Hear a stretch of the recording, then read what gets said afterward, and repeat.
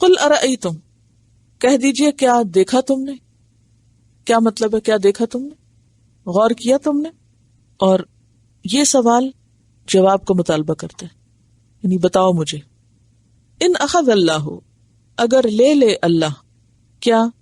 سمعکم، تمہاری سماعت کو، یعنی سننے کی صلاحیت تمہاری لے لے، وابصارکم، اور تمہاری آنکھیں لے لے، وختم، اور مہر لگا دے، علی قلوبکم، تمہارے دلوں پر، من الہ، کون ہے وہ الہ، غیر اللہ، اللہ کے سوا، یأتیکم بہ، جو لا دے گا تم کو اسے، اس نعمت کو واپس لوٹائے گا. یعنی سوال کیا جا رہا ہے، پوچھا جا رہا ہے، غور و فکر کی دعوت دی جا رہی ہے کہ ذرا لوگوں سوچو تو صحیح، اگر تمہارے کانوں کو کوئی تکلیف پہنچ جائے اور تم سننے کے قابل نہ رہو، یا آنکھوں کو پہنچ جائے اور دیکھنے کے قابل نہ رہو، یا تمہارے دل کو کوئی نقصان ہو جائے، کون ریپلیسمنٹ کر سکتا ہے اس کی؟ آپ کہیں گے کہ لوگ اب تو آنکھیں بھی ڈونیٹ کرتے ہیں تو نئی آنکھ لے سکتے ہیں، اور ہارٹ ریپلیسمنٹ بھی ہونے لگ گئی ہے، ہم چلے جائیں گے ڈاکٹر کے پاس، اسپتال چلے جائیں گے. ضروری تو نہیں کہ نئی آنکھ جو آپ لیں یا نیا دل لیں وہ ضرور کام بھی کرے اور وہ آپریشن کامیاب بھی ہو، اور وہ بھی اگر آپ کو ملا تو وہ بنایا کس نے تھا؟ وہ بھی اللہ کا بنایا ہوا ہے. جو کچھ بھی یہاں بتانا یہ مقصود ہے کہ انسان کے اعضاء کو بھی اگر کوئی تکلیف پہنچتی ہے، کان میں گڑبڑ ہو گئی، نظر کم ہو گئی، دل کی کوئی تکلیف ہو گئی، تو اس وقت اللہ ہی کو پکارنا چاہیے. لیکن اس کا یہ مطلب نہیں کہ انسان کو علاج نہیں کروانا چاہیے، یہ نہیں کہا جا رہا. تکلیف کے وقت علاج کرانا بھی تقدیر کا حصہ ہے، اور یہ بھی دین کا ہی ایک حصہ ہے کہ اسباب کو اختیار کرنا چاہیے. لیکن یہ سمجھنا کہ سب کوئی ڈاکٹر کے ہاتھ میں، یہ شرک ہے، اور اللہ سے بڑھ کر کسی انسان کے اوپر اعتماد کرنا یہ غلط ہے. اللہ جب چاہے کسی چیز کے اندر قوت رکھ دے اور جب چاہے نکال لے. مثلا آگ جلاتی ہے، جب اللہ تعالیٰ نے اسے حکم دیا کونی بردن وسلام علی ابراہیم، تو آگ کیا ہو گئی؟ ٹھنڈی ہو گئی، اس نے نہیں جلایا. اللہ نے یہ دنیا اسباب پر بنائی ہے، لیکن اللہ نے ایسے ایسے حالات بھی پیدا کیے بندوں کی عبرت کے لیے کہ اگر اللہ نہ چاہے تو تمہارے اسباب کام نہیں کریں گے. یعنی یہ تو ہے کہ اللہ نے یہ دنیا اسباب سے بنائی اور اسباب عمل کرتے ہیں. اللہ نے انسان کو ذہن دیا، انسان نے مختلف طریقے نکالے بیماریوں کے علاج کے، اینک ایجاد ہوئی، کان کے آلے ایجاد ہوئے، دل کو پیس میکر بنائے گئے، یہ ساری چیزیں انسان نے بنائی. لیکن انسان کو عقل کس نے دی، صلاحیت کس نے دی؟ وہ اللہ ہی کی دی ہوئی تھی. انظر، دیکھو، اور بصیرت کی نظر سے دیکھو، غور کرو. کیفا، کس طرح، نصرف الآیاتی، ہم پھیر پھیر کے لاتے ہیں آیات. نصرف یعنی مختلف قسم کی لاتے، سواد ریفے اس کا روٹ ہے، اور الآیات سے مراد دلائل ہیں. دیکھو ہم کس طرح دلائل کو بدل بدل کے لاتے ہیں، کبھی بات ایک طریقے سے سمجھاتے ہیں، کبھی دوسرے طریقے سے سمجھاتے ہیں.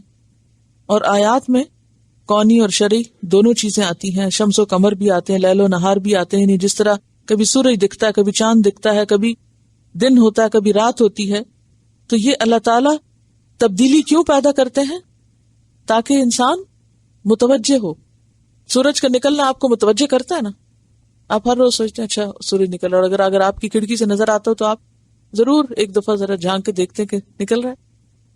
اسی طرح جب غروب ہوتا ہے تب بھی آپ توجہ کرتے ہیں، لیکن عموماً جب دن میں چڑھا ہوا ہوتا ہے تو پھر آپ اتنا نہیں دیکھتے. تو سورج کا نکلنا، آنا اور جانا یہ انسان کو اپنی طرف متوجہ کرتا ہے. جیسے ابراہیم علیہ السلام چاند ستارے کو دیکھ کے متوجہ ہوئے تھے اس کی طرف، اور پھر جب وہ ڈوبا تب بھی متوجہ ہوئے. دونوں چیزوں کا الگ نتیجہ افیکٹ تھا.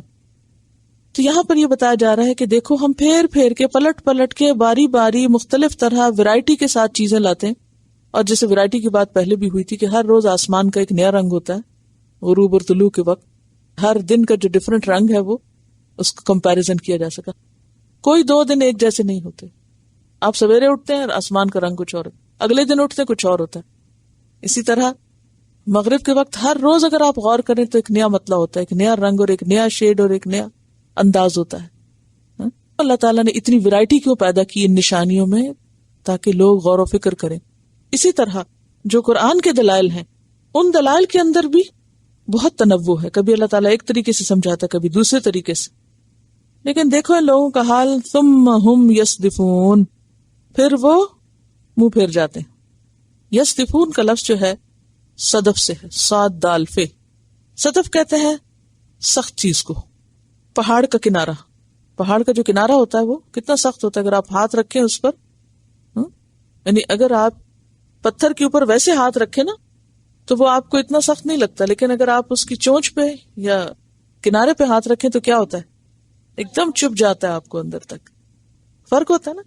تو وہ کنارہ جو ہے نا وہ صدف کہلاتا ہے. اسی طرح سیپ کے لیے صدف کا لفظ استعمال ہوتا ہے. سیپ کیا ہوتی ہے؟ جس میں موتی ہوتا ہے، وہ نرم ہوتی، سخت ہوتی، بہت سخت چیز ہوتی ہے وہ بھی. تو یصدفون کا مطلب ہے عبرت نہیں لیتے، سنگ دلی کا شکار ہوتے ہیں اور پھر وہ حق سے پھر جاتے ہیں. تو یہاں مراد سخت اعراض ہے، یعنی سختی کے ساتھ پھر جاتے ہیں، کوئی سبق نہیں لیتے.